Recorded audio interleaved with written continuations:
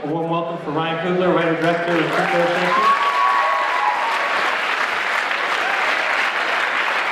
So Ryan, if you could just get us started, just tell us a little bit about yourself. You know, growing up in the East Bay. When I was born in Oakland, lived there until I was 10 years old, and I moved to Richmond, and I've been living there pretty much ever since. I went to high school in Berkeley, not at Berkeley High, I went to St. Mary's. So when I was in high school, I didn't have any idea I wanted to be an artist, you know what I mean? So I was kind of into science, I was playing football, got my football scholarship at St. Mary's College. In the first year I was there at St. Mary's College, they made you take creative writing class. It was like a mandatory kind of thing. So I took a creative writing class, and the first assignment that I got in this creative writing class was to write about something that had an emotional impact on me. It was an assignment the teacher gave all the students. And I wrote about something that had a deep emotional impact on me and turned it in. And she gave me a call and told me to come down to her office. And I went in to her office. I actually thought I was in trouble about what I wrote about. But it turned out that she thought my writing was really good, and she thought it was really visual. And she asked me what I wanted to be when I grew up. And I didn't really know, you know. She said I should really consider becoming a professional writer, maybe even a screenwriter.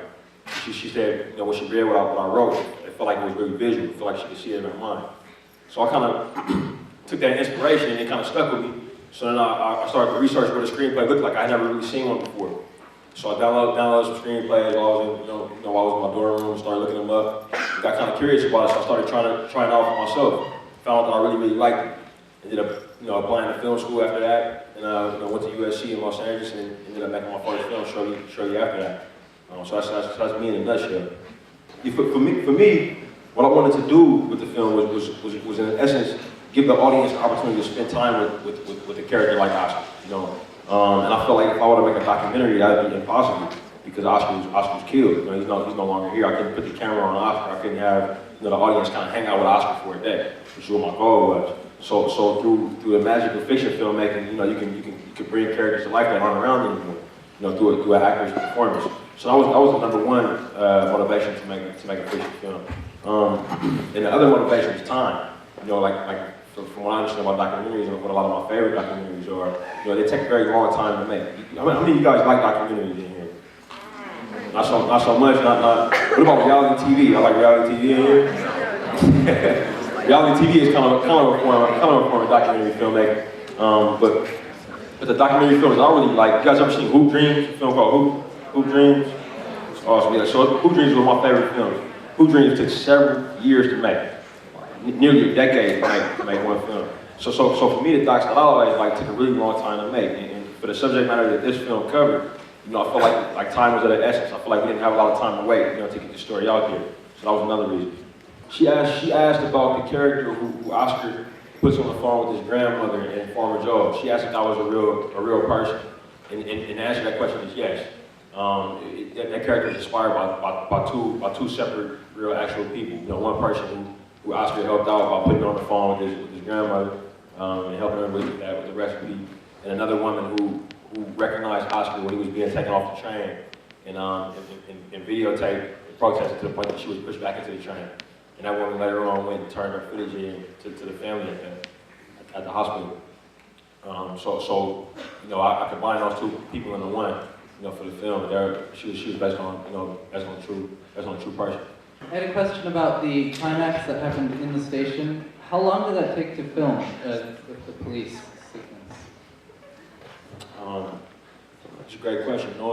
It took. We shot actually at Fruitvale Station, so we had some obvious constraints that were placed upon us just from the location. If you guys know anything about BART never shuts down unless it's like a strike. You know what I mean? And when BART is shut down, it kind of throws the whole Bay Area off. So they definitely weren't going to shut it down just for a movie. So we had to go in there during times when they were closed.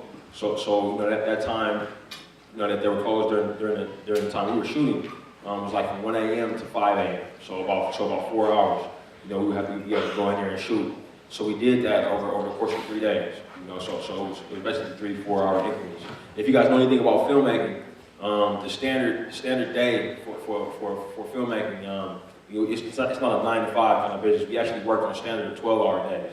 So your regular film shoot day, you'll show up at 9 a.m. and then you'll leave at 9 p.m. and then anything past 9 p.m. will be considered overtime. You know, so just having 4 hours was a little bit tough for us. We kind of had to really make a choice whether we wanted to, you know, shoot somewhere else for our 12 hours and then kind of shoot for 8 hours somewhere else and then move to the workstation and shoot the rest of those, you know, rest of those 4 hours out there. But what we decided to do was to rehearse for most of the day leading up to that 4 hour stint. You know, so that once we got up there, we would just kind of be going fast as we could. We wouldn't be needing to take time to rehash anything or talk anything out. So we found a location that was really close to the workstation where we would meet, you know, earlier, and we kind of measured out the distance that we would need once we got up to the station and recreated that, you know, recreated those positions in that separate location. And we would rehearse and walk through all of the stunts and all of the emotional beats that we needed to go through, all of the camera angles that we would try to attack there. So then once we got up to the workstation, we were working on that 4 hour increment. We were flying as fast as we could.